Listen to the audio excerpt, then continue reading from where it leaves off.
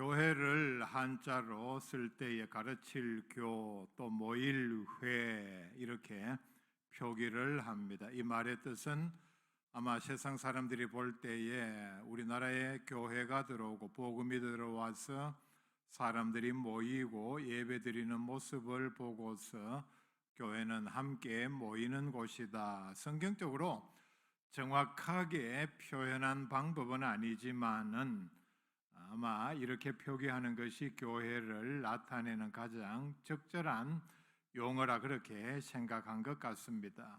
모일회 이렇게 써서 함께 모이는 곳이라는 것을 강조를 하고 있습니다. 우리가 이런 면에서 보면은 교회는 모여야 그 기능을 할 수 있고, 그리고 모이게 하는 동인 또는 어떤 힘이 있는 곳이 바로 교회입니다.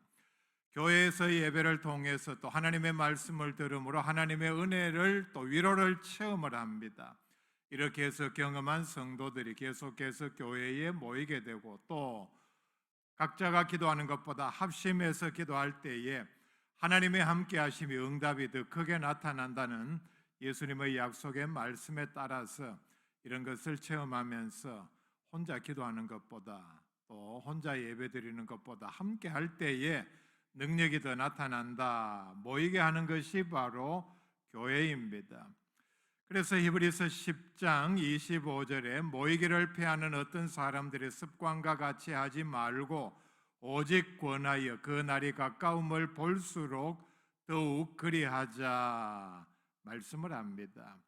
이 말씀에서 우리가 하나 내다볼 수 있는 것은 말세가 되면은 그리스도인들이 교회에 또는 예배에 기도회에 잘 모이려 하지 않는다는 사실입니다. 또는 예배 시간을 없애려 하고 되도록이면 기도회나 모임을 줄이려고 하는 것이 말세 그리스도인들의 특징이다 하는 것을 미리 여기서 말씀을 하고 있습니다. 요즘 그런 현상이 두드러지게 나타나죠. 코로나 때문이기도 하지만은 또 모든 교회가 거의 대부분 온라인으로 예배 실황을 송출을 하니까 이런 시기에 집에서 이렇게 편하게 인터넷을 통해서 예배를 드리는 것도 예배를 드리는 방법이고 어쩔 수 없지 않는가. 감염을 방지하기 위해서. 사실 이런 예배는 모이는 성도 간에 서로 교제하고 사랑을 나누고 위로하는 기능은 전혀 기대할 수 없습니다. 혼자 앉아서 예배를 드리는, 즉 모이는 것과는 전혀 관계없는 예배가 되고 말았습니다. 뒤에 어떻게 말씀을 합니까? 예수님의 재림의 날이 가까움을 볼수록 모이기에 더욱 힘쓰라 분명히 말씀을 합니다. 말실수록 우리는 모이기를 힘써야 합니다. 모임으로 그 자체가 바로 교회가 되고 모임에 힘써야 그것이 바로 교회답습니다. 교회라는 말에 이 복음이 기록된 헬라어 원어에는 에클레시아라고 표현을 했습니다. 밖으로 불러내었다. 하나님께서 세상 가운데서 특별한 사람을 선택하셔서 특별한 목적으로 불러낸 집단, 모임이 바로 교회다. 교회라는 말, 에클레시아라는 말 자체에 모임이라는 성격을 가지고 있습니다. 교회와 가정은 하나님께서 친히 만드신 조직입니다. 조직이라기보다는 유기체에 가깝습니다. 생명을 가진 조직이라는 뜻입니다. 교회는 세상이라는 무리에 떠 있는 배와 같습니다. 이런 면에서 노아의 방주는 바로 교회를 상징을 합니다. 노아의 방주에 노아의 식구 8명이 들어가서 구원을 얻었습니다.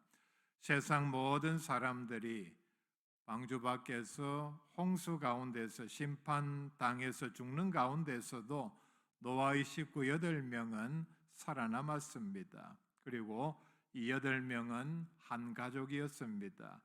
실질적으로 이 8명이 한 가족이 아니었다 할지라도 이런 과정을 겪어서 살아남았다면 이 8명은 가족 이상의 유대 관계를 가지고 있습니다.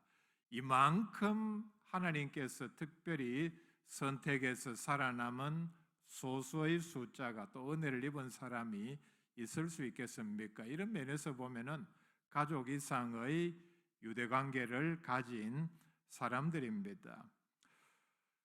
과거에 얼마 전까지만 해도 회사나 조직을 위해서 대부분 회사도 마찬가지고 그 개인 당사자들도 가정을 희생을 시켰습니다. 가장에게 남편으로서 또 아버지로서 아내나 자녀보다 회사가 우선이었습니다. 자연 가정을 희생을 시켰습니다.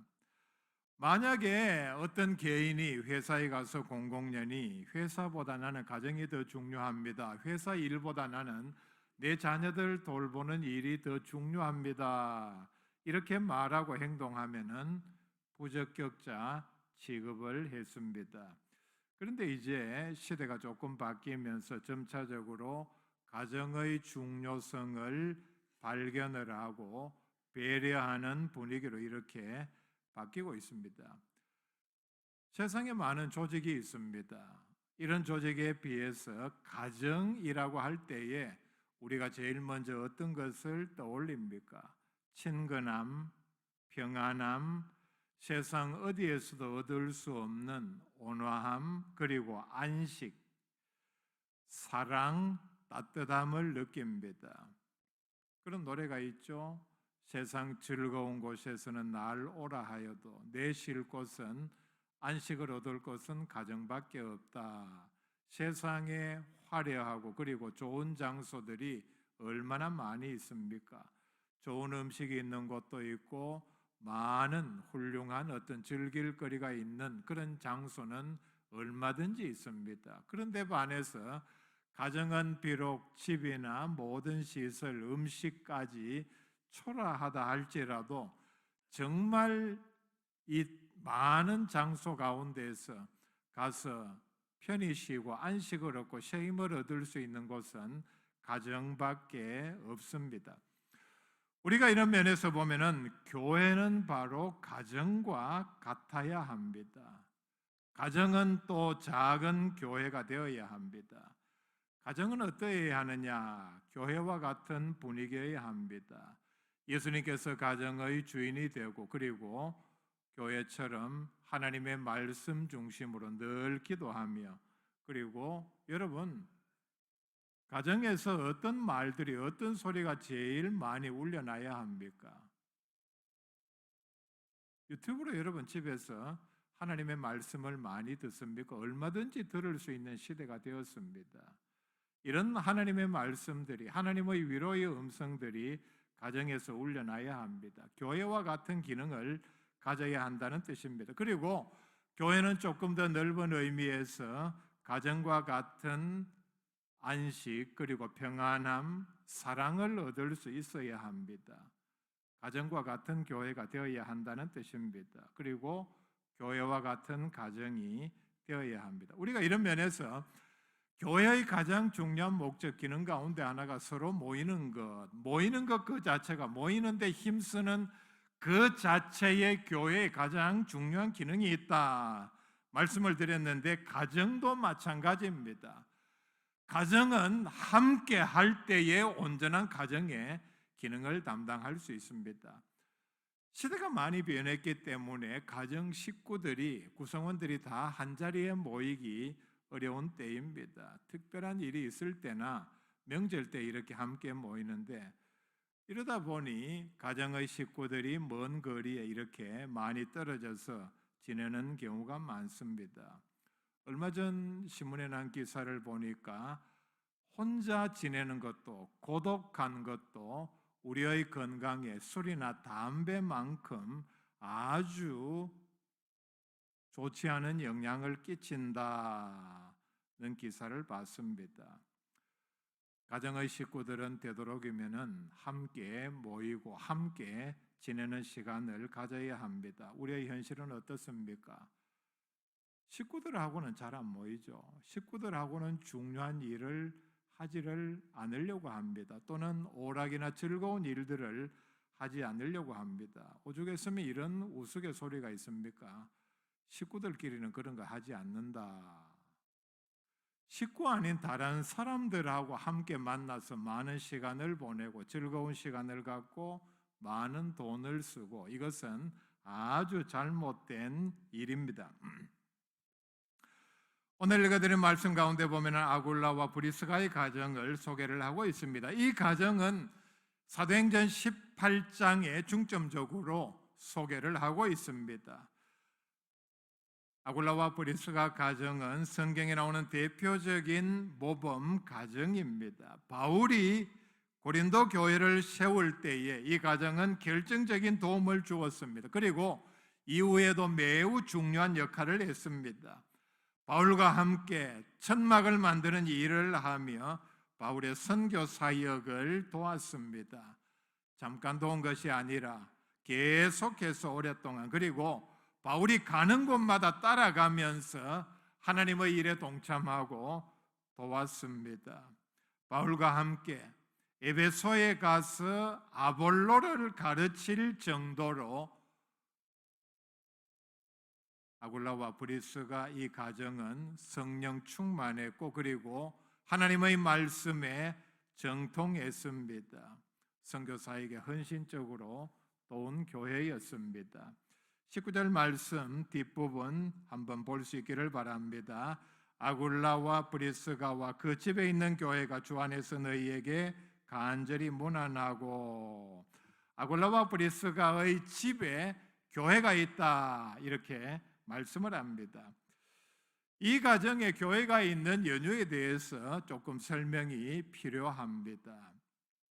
자, 오늘 이 말씀에 보면은 이 말씀을 기록한 장소는 아시아의 교회들이, 그리고 에베소에서 이 말씀을 바울이 기록을 했습니다. 지금 이 에베소는 터키에 있는 도시입니다. 대도시이고, 그리고 고대 이 당시의 유적이 가장 많이 남아있는 도시이기도 합니다. 이 당시는 소아시아라고 불렸습니다.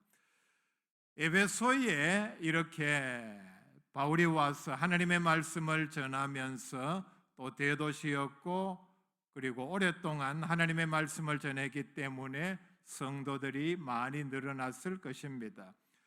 예수님께서 승천하신 후에 200년 동안은 초대교회에서 요즘과 같이 공동적으로 이렇게 사용하는 교회 건물 없이 가정에서 예배를 드렸습니다. 에베소에서 그리스도인들이 늘어나면서 예배드릴 장소가 필요했고, 바울과 함께 에베소 교인들이 그렇다면 우리가 예배드릴 장소를 찾아야 하는데, 그 당시에서는 가정에서 다 예배를 드렸으니까 어떤 가정을 찾았겠습니까? 몇 가지 조건을 내걸었겠죠. 우리들 가운데 가장 모범적인 가정이어야 하고, 부부 두 사람의 믿음이 특별해야 하고, 그리고 에베소 교인들이 언제든지 찾아가서 교제하고 기도하며 예배드릴 수 있는, 그리고 교제할 수 있는, 그러면서도 마음이 편안한 장소를 찾았을 것입니다. 그리고 그 가정에 들어가기만 해도 마음이 편안한, 위로가 되는 그런 집안 분위기를 찾았을 것입니다. 이것만 가지고는 안 되죠. 동시에 그 집의 주인이 자기 집을 기꺼이 예배 장소로, 언제든지 누가 와도 마음대로 그 안에서 모든 것을 할 수 있는 그런 배려 있는 마음, 그런 주인이 있어야 하는데, 이런 기꺼이 자기 집을 예배 장소로 내어놓을 수 있는 그런 너그러운 마음을 가진 사람이어야 했습니다.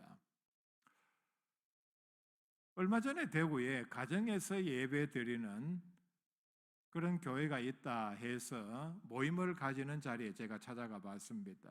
주일날 모이지 않고 토요일날 예배를 드리고, 또 각자 주일날 섬기는 교회가 있는 그런 사람들이 모이는 교회였습니다. 평범한 아파트였습니다. 수성구에 있는 아파트였는데 집사람하고 같이 가서 이 아파트 사이즈가 얼마나 되냐 물으니까 한 35평 정도 된다. 그렇게 얘기를 하는데 그런 시설이 어느 정도는 갖춰져 있었습니다. 식탁과 의자 다 동원하고 그 다음에 거실에 탁자와 의자를 다른 용도로 쓰는데 그날 예배 모임에 맞게 세팅을 해놓았습니다. 그러니까 평소에 12명 정도 예배를 드린다고 했는데 그날 한 15명 정도는 넉넉히 앉아서 교제하며 예배드리며 할 수 있는 그런 공간이었습니다. 뉴욕에서 친구 목사님이 목회하는 교회에 가정교회, 가정을 예배 장소로 목사님 사택을 그렇게 쓰는 데를 가본 적이 있습니다. 완전하게 예배까지 드리는 그런 구조는 아니고 사택 바로 맞은편에 중국인 교회가 있었고 중국인 교회는 11시부터 예배를 드리면은 그 전 시간은 함께 모여서 예배를 드리고 아마 제가 기억하기로는 10시 반에 다 비워주면은 정리를 깨끗이 하고 그때부터 중국인들이 들어와서 예배를 드리고 점심 먹고 오후 시간까지 가지는 성경 공부하는 그런 구조였습니다. 우리가 중국 사람들 욕을 많이 하죠. 뭐 어쩌고 저쩌고 욕을 많이 하는데 제가 거기서 본 광경은 참 중국 사람들 그리스도인들 신실하게 한국 교회 그리스도인들을 위해서 자기네들이 건물을 사고 한국 교인들에게 조건 없이 사실 주일날 아침 9시부터 한 10시 반까지 예배드리게 그 교회에서도 매우 중요한 시간입니다. 주일 학교를 할 수도 있고 이런 시간을 배려를 하고 제가 말씀드리고자 하는 것은 10시 반에 목사님 사택으로 다 들어오면은 그때부터 거기에서 성경 공부를 하고 그러니까 그 사택이 2층이었는데 심지어는 안방에 침대 위에까지 올라가서 성경 공부를 하고 장소가 좁으니까 그 다음에 찬양 연습을 하고 아마 주일 학교 같이 하고 다 끝나면은 점심시간 되면은 사택에서 그 많은 식구들이 점심을 해서 다 같이 밥을 먹고 이게 다가 아닙니다.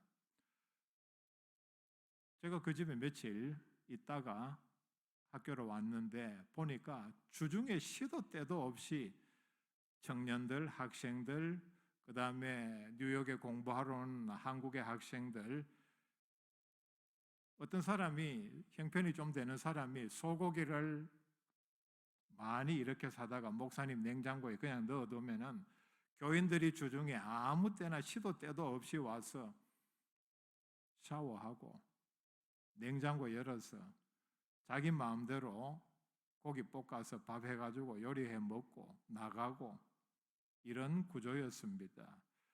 참 보통 번거로운 구조가 아니었습니다. 그만큼은 아니라 할지라도 아굴라와 브리스가의 집이 이런 정도의 자기네들의 사생활은 전혀 없는 그리고 살림살이 그리고 어떤 식재료의 대부분까지도 그냥 내어놓아야만 하는 이런 배려가 없었다면은 자기네 집을 이렇게 에베소의 가정교회로 내어놓을 수 없는 그런 구조였을 것입니다. 아굴라와 브리스가의 가정은 그 집 자체가 교회였습니다. 우리가 이런 면에서 보면 오늘 우리의 가정의 모습은 어떠합니까? 바깥에 나가서 일하기에 바빠서 바깥에서 많은 시간을 보낸다고 오늘 우리의 가정이 식당의 역할만 충실히 하고 있지 않습니까? 나갔다가 들어와서 밥 먹고 나가고 아니면은 하숙집 잠자고 나가고 씻고 아니면 독서실 서로가 자기 방에 틀어박혀서 뭔가 한다고 책을 읽는 사람 뭐 연구하는 사람 참 웃기는 얘기가 우리 뉴스를 통해서 전해졌죠. 우리 사회의 한 단면을 보여주는 얘기입니다. 고등학생이 학교에서 공부를 하다가 모든 일정이 다 끝나고 집으로 돌아가면서 선생님께 인사하면서 한다는 얘기가 선생님 집에 다녀오겠습니다. 집이 그냥 잠시 씻고 옷 갈아입고 밥 먹고 나오는 이런 장소에 불과한 역할을 하는 것이 오늘의 현실입니다. 초대교회는 모두 가정에서부터 시작을 했습니다. 예루살렘 교회는 마가의 집에서 시작을 했고, 그리고 빌립보 교회는 루디아의 집에서 시작을 했습니다. 라오디게아 교회는 num바라는 여성의 집에서 시작을 했고, 골로새 교회는 빌레몬의 집에서 시작했습니다. 오늘 말씀에 나오는 이 에베소 교회는 아굴라와 브리스가의 집에서 시작을 했습니다. 박해 기간 가운데 가정에 숨어서 예배를 드리다가 313년에 로마의 콘스탄틴 황제가 기독교를 공인하자 그때서부터 교회가 건물을 세우고 높은 종탑을 세웠습니다. 하나님께 도달한다는 뜻입니다. 그리고 규모가 커지면서 교회의 가정적인 의미는 많이 사라졌습니다. 세상에 완벽한 가정은 없습니다. 왜냐하면 완벽한 사람이 없기 때문입니다. 좀 남감한 사람이 이렇게 중매를 하려고 보면은 힘든 사람 가운데 하나가 자기 자신의 부족함은 깨닫지 못한 채 월등한 조건의 배우자를 찾는 사람입니다. 참 힘들죠. 심정은 이해는 합니다만은 자기의 부족함을 알아야만이 그걸 인정하고 현실을 인정하고 결혼을 할 수 있다는 얘기입니다. 완벽에 가까운 사람은 결혼하기가 어렵다는 말이 있습니다. 또 이런 말이 있죠. 결혼은 철없을 때에 해야 합니다. 철없을 때에 뭔가 씌인 듯이 그냥 단순히 무엇 하나 보고 급한 마음에 결혼을 해야 결혼할 수 있지. 철이 들고 나면 이것저것 많이 따지다 보면은 결혼하기가 힘들다는 얘기입니다. 마찬가지로 완벽한 교회는 없습니다. 왜냐하면 완벽한 성도가 없기 때문입니다. 교회에서 상처받고 실망해서 교회를 떠나는 사람들이 있습니다. 믿음을 떠난 사람들입니다. 이런 사람들은 어떤 사람들과 같은가 하면은 학생들 가운데 영어 선생 또는 수학 선생에게 상처받았다고 그 선생 싫어서 공부하지 않는 학생과 같습니다. 이런 학생들 많이 있죠. 실제로 이런 학생 봤습니다. 자기가 공공연히 공개적으로 그런 얘기를 합니다. 나는 어느 선생 뭐뭐 해서 그 과목 공부하지 않는다. 참 철없는 학생이죠. 결국 누구 손해입니까? 교회에서 또는 성도에게 실망했다고 천국 가지 않겠다는 것과 같은 이치입니다. 한 교회에서 실망했다고 해서 떠나서 갈 수 있는 완벽한 교회는 없습니다. 한스 퀸이라는 신학자는 이런 말을 했습니다. 여러분, 세상에 완벽한 교회는 없습니다. 만약에 여러분이 갈 만한 완벽한 교회를 찾고 있습니까? 찾아보십시오. 만약에 찾았다고 해도 당신은 그 교회 가지 마십시오. 왜냐하면 당신이 그 교회 감으로 그때부터 그 교회는 완벽한 교회가 아니라 흠 있는 교회가 되고 말기 때문입니다. 우리가 돌아봐야 할 대목입니다. 천국 가면은 놀라는 세 가지가 있다고 하죠. 한 가지만 말씀드립니다. 천국 가면은 천국 간 모든 사람들이 놀랄 일입니다. 뒤로 낮아빠질 일입니다. 뭔지 아십니까? 아니, 저 사람이 어떻게 여기에 전혀 생각지도 않았던 사람이 천국에 와 있다는 사실입니다. 깜짝 놀랄 일입니다. 천국은 절대로 완벽한 사람이 가는 곳이 아닙니다. 예수님께서 마태복음 21장 31절에 세리들과 장녀들이 너희보다 먼저 하나님의 나라에 들어가리라 말씀했습니다. 그런데 더 놀라운 사실은 너희보다 먼저 천국에 들어간다, 하나님 나라에 들어간다. 이 너희가 누군지 아십니까? 앞에 말씀에 보면은 대제사장 그리고 장로들입니다. 놀라운 말씀이죠. 대제사장 장로들보다 세리와 창녀들이 먼저 천국에 들어간다. 여러분, 교회에서 무엇을 기대하십니까? 세상 다른 어느 곳에서도 얻을 수 없는 하나님의 은혜를 기대할 것입니다. 세상에서는 내가 가는 곳마다 사람들이 나를 미워하고 싫어하고 따돌림하고 한다 할지라도 교회 오면은 나를 환영해 주고 말씀을 들을 때에 또는 예배 드릴 때에 은혜를 받고 하나님의 사랑, 성도의 사랑을 느끼고 그렇기 때문에 내 마음에 기쁨이 넘치고 세상 일 때문에 내가 절망 가운데 빠져 있다가 왔는데 하나님께서 주시는 은혜를 통해서 소망을 발견하게 되고 하나님의 용서의 음성을 듣고 모든 사람들이 나를 용납하고 환영하는 이런 은혜를 기대할 것입니다. 여러분, 가정의 구성원이라면은 바로 이런 은혜, 내가 교회에서 바라는 것들을 가정에서 실천할 수 있기를 바랍니다. 그러면은 가정이 천국이 됩니다. 20절 말씀 뒷부분 보기를 바랍니다. 너희는 거룩하게 입맞춤으로 서로 문안하라. 거룩한 입맞춤을 여기서 말씀을 합니다. 입을 맞추되 거룩하게 맞추라. 초대교회의 인사 방법이었습니다. 입을 맞추는 것은 바로 내가 당신을 사랑합니다. 또는 신뢰합니다. 존경합니다.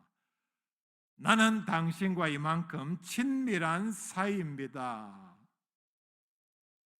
결국 이 모든 것을 다 묶으면은 한 가족됨의 표시로 입을 맞추라. 자, 시대적인 배경을 살펴봅시다. 입을 맞추는 것은, 키스를 하는 것은 원래 고대 근동 지역의 인사법입니다. 창세기 33장 4절에 이런 말씀이 나옵니다. 에서가 달려와서 그를 맞이하여 야곱을 가리킵니다. 안고 목을 어긋 맞추어 그와 입 맞추고 서로 우니라. 한 가족됨을 확인하고 그리고 용서와 화해의 상징으로 에서가 내가 너를 용서하고 이제 형제로 맞이한다는 뜻으로 입을 맞추었습니다. 창세기 45장 15절 말씀에 요셉이 또 형들과 입 맞추며 주어를 요셉이라고 했죠. 요셉이 주도적으로 일을 했습니다. 그리고 안고 우니 형들이 그제서야 요셉과 말하니라. 요셉이 지금까지 피해자였는데 형들을 다 용서합니다. 화해의 입맞춤입니다. 신약에서 봅시다. 마태복음 26장 49절에 보면은 가룟 유다는 군인들에게 예수님을 지목하는 뜻으로 내가 입 맞추는 사람을 체포하면 됩니다. 이렇게 미리 짜고 예수님에게 입을 맞추었습니다. 이런 경우에는 가룟 유다는 제자였기 때문에 스승을 향한 신뢰와 존경의 표시입니다. 그런데 이건 거짓이죠. 정상적인 상황에서 있다면은 신뢰와 존경의 표시 있는데 군인들에게 내가 입 맞추는 사람 체포하면 됩니다는 이런 거짓을 포함하고 있습니다. 사도행전 20장에 보면은 에베소 교회의 장로들이 바울과 마지막으로 이별할 때에 입을 맞추었다 말씀을 합니다. 이게 초대교회의 관습이 되었습니다. 단 조건이 있습니다. 남자끼리 그리고 여자끼리만 이 당시에 했습니다. 그리고 시간이 지나면서 이마에, 볼에, 또 손등에, 심지어는 신분이 낮은 사람은 신분이 높은 사람에게 할 때는 발등에게까지도 이렇게 살짝 키스하는 형태를 가졌습니다. 서양에 이런 전통이 아직도 남아있죠. 이것은 바로 초대교회의 거룩한 입맞춤에서 이 흔적이 남은 것입니다. 결국은 이것도 넓은 의미에서 신체 접촉이기 때문에 부작용이 많아서 중세로 오면서 폐지가 되고 말았습니다. 성경 이외에도 거룩한 입맞춤이 여러 번 나옵니다. 한 군데만 말씀을 드리면 데살로니가전서 5장 26절에 거룩하게 입맞춤으로 모든 형제에게 문안하라. 자, 이 말씀을 오늘의 현실에서 적용을 하면은 단순히 외적으로 동작으로 드러나는 행위가 아닌 마음으로부터 우러나오는 사랑과 교제를 하라는 뜻입니다.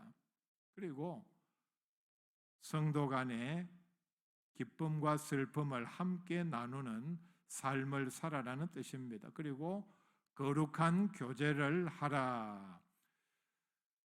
성도 간의 교제는 거룩해야 합니다. 세상 사람들이 하는 것처럼 단순히 만나서, 물론 밥을 먹는 것도 필요합니다. 밥 먹지 않고 어떻게 삽니까? 그 이상 단계로 넘어가야 한다는 뜻입니다. 하나님의 말씀으로 은혜를 나누는, 위하여 서로 기도하는, 하나님의 말씀으로 위로하는 교제의 거룩한 단계로 나아가야 합니다. 단순히 만나서 몰려다니며 밥 먹고 커피 마시고 이것은 세속적인 교제밖에 되지를 않습니다. 어려운 일을 당할 때에 거룩한 부담감을 가져야 합니다. 왜냐하면 한 가족이기 때문입니다. 키프리아는 말하기를 교회를 어머니로 모시지 못한 사람은 하나님을 아버지로 모시지 못한다 말을 했습니다. 교회에 속하지 않은 사람은 하나님의 자녀가 아니라는 뜻입니다. 교회 안에서 하나님의 깊은 은혜와 사랑을 체험하고 하나님과 교제하고 나아가서 반드시 성도 간의 교제가 있어야 합니다. 하나님만 섬기고 성도 간에 교제하지 않는 사람은 온전한 가정 식구가 아닌 것과 마찬가지입니다. 늑대는 무리 생활을 합니다. 20마리까지 한 무리를 이룹니다. 우두머리가 있는데 힘센 수컷이 아니라 알파 피메일이라고 해서 으뜸 암컷이 무리를 이끕니다.